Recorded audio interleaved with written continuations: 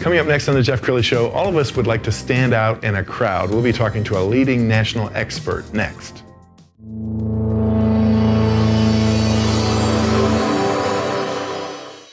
Many are predicting that the worst is yet to come, which is unfortunate, said one person here. Until now, they've enjoyed the reputation of being the nation's icebox. Watched a burglar in his home this morning by webcam. As a journalist of over 25 years, stories are what make my world turn. Reporting live from the Dallas newsroom tonight, Jeff Crilley, Fox 4 News. But in 2008, I took the jump from my familiar life and started a PR firm from my home. We're talking about anyone with a camcorder like the one I'm using becomes a television network. We started slowly growing the company, and we now have over 100 clients, and we've branched into the world of live digital broadcasting. I now own 8 different TV studios and have a huge team, and the stories that I now get to share are sometimes the most important of my life. Life has a funny way of coming around full circle. This is the Jeff Crilley Show. Well, all of us do want to stand out in the crowd, and sometimes it's difficult. Is it what you wear? Is it how you speak? Is it who you hang around with? To talk about that today, Tim Nichols. He is a relationship marketing strategist. Thank you for coming on the show. Thank you for having me, Jeff. Well, what I love about you is you walk your talk. I mean, you definitely stand out. And you were telling me before the show that you used to have a kind of a standard suit and tie look. That's right. That's right. I was a financial advisor for 17 years. And in doing that, you know, the big banks and brokerage firms are going to tell you to build credibility, you're going to need to wear a suit. And so the expectation was that you would wear a suit and tie all the time. In fact, my first, I'm going to say, job in the financial services industry, I had to knock on 25 doors a day. For those in the industry, you'll know exactly where I worked. But doing that in a suit, you know, it did build that credibility, but especially going to a door. But what I learned when I went independent, I learned that a lot of other people wear suits and ties in that industry, and I learned that it created a barrier for me. So when I first went independent, I was at Preston Center in Dallas. I learned later there were 200 financial advisors at that one intersection. So you can imagine going to a lunch, let's say, or trying to, develop relationships with anyone. And what is 200 suits from financial advisors, not to mention the bankers and attorneys and hedge fund traders and all of that, you know. And so that was perfect camouflage for anything. I made myself invisible wearing a suit, right? Okay, so Tim, did you wake up one morning and did you see this, or did it evolve? It evolved, and how it evolved was I went independent and moved to a small community outside of Dallas, and the downtown square was like a Norman Rockwell painting. And I really started thinking about no one here is going to, the suit is not going to be my credible feature, right? That's going to build a wall and they're going to separate themselves from me. So even if I go to a restaurant, they're going to say that guy's either going to sell me something or sue me. Mm-hmm. You know. And we're talking about Rockwell, which I love. It's a fast-growing town, but in many ways it still is a small town. So you started to, what started first? Was it the tie? Was it the jacket? Well, I would say it was the tie. I went to a bow tie, and here was my mindset. I wanted to be like Reunion Tower in Dallas. So if you look at the Dallas skyline, you know, you see all of these similar buildings, but then there's a tall tower with a ball on top, and I can actually go and speak when I speak about it, and I can pretend I forget the name of the Reunion Tower, and everyone knows who Reunion Tower is just from the description. And I knew that's what I needed to be in my community. So with the downtown square, like a Norman Rockwell painting, mm-hmm. I wanted to start thinking like that. And so I started with a bow tie, and then it transformed into a vest and bow tie. And then I felt the courage to start wearing my hats again. And so I started wearing fedoras. And so I started being described, even if they didn't know my name. I was the guy with the hat, the guy with the bow tie, the guy with the vest, you know. And now everybody knows your name. I mean, everybody in Rockwell knows Tim Nichols. And you can teach others how to brand themselves and stand out as well. I want to talk a little bit about your 3,000%. 3 million%. That's a lot of zeros there, folks. Look at that. That's 3 million%. Okay, tell us about that. So when I started in Rockwell, I I had no money for marketing or anything like that. I had no clients come with me. I started completely over as a financial advisor, which was a very scary thing, and I probably wouldn't advise anyone to do. But in doing that, I really got to put into practice everything that had worked for me in the past. And all the new ideas I had, I got to be my own case in point. And so I started from zero, and it was a hard 12 months, but I look up 12 months, and my assets under management were up by $3 million. $3 million, that's incredible. Right. And so even in the financial industry, some people say, well, that's not that big of a deal, $3 million in a year. But I'm like, I did that not knowing a single person with all of the odds stacked against me. And I did it through relationship marketing strategies that I created this process for at how to do that. And now they're being replicated in other businesses, and they're growing faster just like I did. And you work with a number of individuals. We found a nice clip from Russell Duckworth. He's with American Bank. Let's go ahead and roll that clip now. My name is Russell Duckworth with American Bank Business Finance, and our group accelerates cash flow for our B2B customers. At the core of what the program has done for me, it's given me more confidence in the way that I enter into most opportunities, whether they're one-on-one or networking opportunities. I think the bottom line impact is that I've become a much more successful, profitable business developer. And that means, quite frankly, more money for my business and for myself.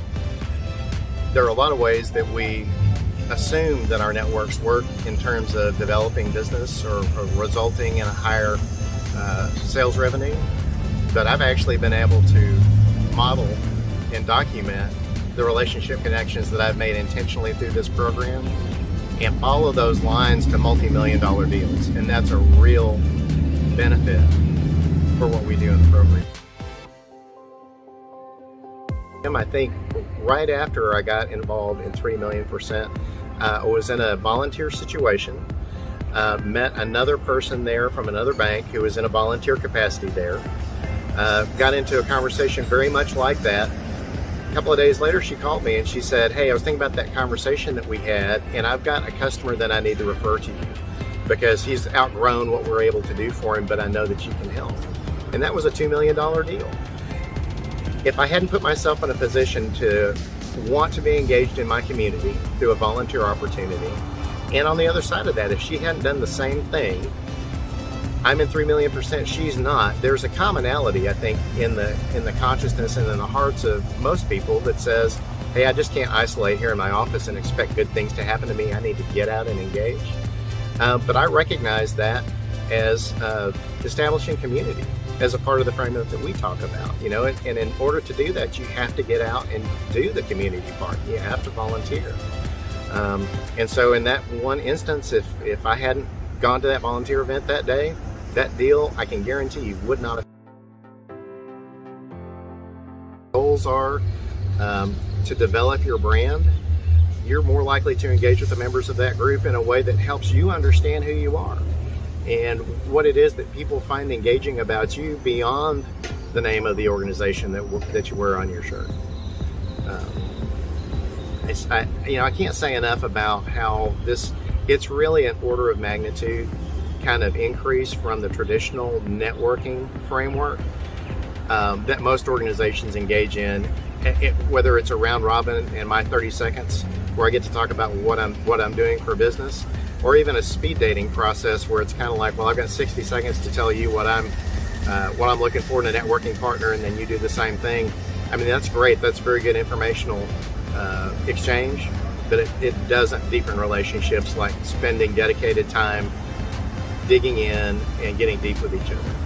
Wow, that's impressive. So when people engage you for the first time, what is the process like? Do you have a lunch together, or how do you like interview your clients? Well, it actually starts off with a one-on-one, and I like to offer 10 minutes to learn how to help one another grow. That's my strategy for that. And that is actually a filtering process as well. They can determine whether they want to work with me, and I can determine if I can help them. And that's so important. Yeah, that wise old saying, "Not everybody with a check is your customer," right? Right. Do they say, "Tim, you're not going to make me wear a bow tie, are you?" Actually, they do ask that, and I've had some. I've spoken to some organizations, and they're like, "Well, this doesn't mean that we have to all be this flashy or whatever, you know." And you know what I've done, what this does, it's turned prospecting on its head for me. So if I had the opportunity to tell someone how to turn prospecting on its head, where you didn't have to go out and work so hard to build these relationships, they came to you, would you do it? Yes. That's the question. You know, would you do that? And he's very prolific on the internet. He's got all kinds of videos out there and podcasting. And you had a quote in one of your podcasts where you talked about Zig Ziglar, and you used a quote. I want you to share that. So the whole concept of what I created with this peer advisory program that I created, it's all based on a Zig Ziglar quote: "You can have everything you want in life if you will help enough other people get what they want." And here's what I learned out of that. The faster that I could help them get what they want, the faster that I can get what I want. And so I became very intentional, especially at networking events and things like that. No one was there to buy anything.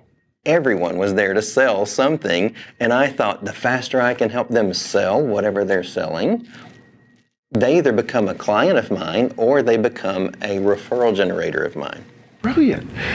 Let's go ahead and show your book cover on the screen, and I want to talk about how you came up with the name for the book. 3 million % growth in 12 months. So I train business owners and professionals in the strategies that I used to grow my own business by 3 million % in a new town where I didn't know anyone. So hence the name 3 million %. And when people talk about relationship marketing, and that's not a phrase that I've heard a lot of. I mean, there's a million different marketing gurus out there, but I don't hear a lot about relationship marketing. Help me understand that. Well, there's digital marketing, right? There's all kinds of marketing. There's advertising, you know, and so there's all different types of marketing. But everything that I've done has been intrapersonal, and I learned to accelerate that process. So that's really what I do for businesses: is I help them accelerate their influence within their market from how we're talking to people and with whom we're talking. And do you find that it's kind of like referrals on steroids? Because if you're helping business owners achieve that kind of success, they're telling their friends. Yes, it's exactly that. And what's happened is I've even had my own competition's clients refer business to me. And I love it that you have a companion workbook. It's the 90-day action plan, because you can have all the strategies in the world, but if you don't put them into action, they won't serve you. That's correct. And I even developed a peer advisory program too. So I created online courses, but we have this 90-day action planner, and then you have a peer advisory group to help you implement and hold you accountable, but also move as a team and hunt in packs to go out and implement these strategies together in your market. And these might be unrelated businesses. Yes. You know. Give us one takeaway from the book. One takeaway. So I would say create strategic relationships. And you can there's a certain rhythm and flow to the questions you ask, and they will go however deep you go. And so find that someone or something in common with whomever you're networking with, whomever you're working with, as quickly as possible, because that's going to help you elevate your profile. It's going to help you leverage networks, build credibility, and establish that sense of community with that individual in the moment. So it does all 5 key strategies in that moment. Let's talk a little bit about COVID-19, because of course, when it hit last year, nobody was prepared for that, and a lot of networking opportunities kind of went to Zoom. Is it more difficult to build relationships via Zoom than it is face-to-face? Not for my clients. No, because we have a strategy based on that. In fact, whenever Zoom hit, we grew considerably because our peer advisor groups were already meeting in small groups of 10 to 15 businesses at a time working in these strategies. So we actually saved a lot of businesses. Absolutely. You know, from going under, from the peer advice that they were given. And then when COVID hit, we actually had a group of medical professionals who were already meeting virtually, and they had to meet virtually because of their timing. They had no time to drive to these peer advisory groups, so they had to take their lunch hours to meet. And so they were already virtual on Zoom, so we just took what they were doing and spread that through the whole program. We've got about a minute left, Tim. How does somebody know when they need a guy like you? When they want to accelerate their growth. They're just, if you do the same thing over and over again, you get the same results. Right. Sometimes you have to shake it up. A lot of times they feel frustrated with networking. They feel frustrated with marketing, what the results they're getting, the money they're spending. They're running into credibility issues, but they feel isolated. So if you're feeling isolated as a business owner or a professional, we actually create community in this so that we're all working together, but we go through those hard things that business owners go through. Congratulations. Thank you so much for sharing your wisdom. We're going to end with your website, which is 3millionpercent.com. The great Tim Nichols. Thank you for coming on the show. Thank you, Jeff. You bet. And that's it for now. We'll see you next time.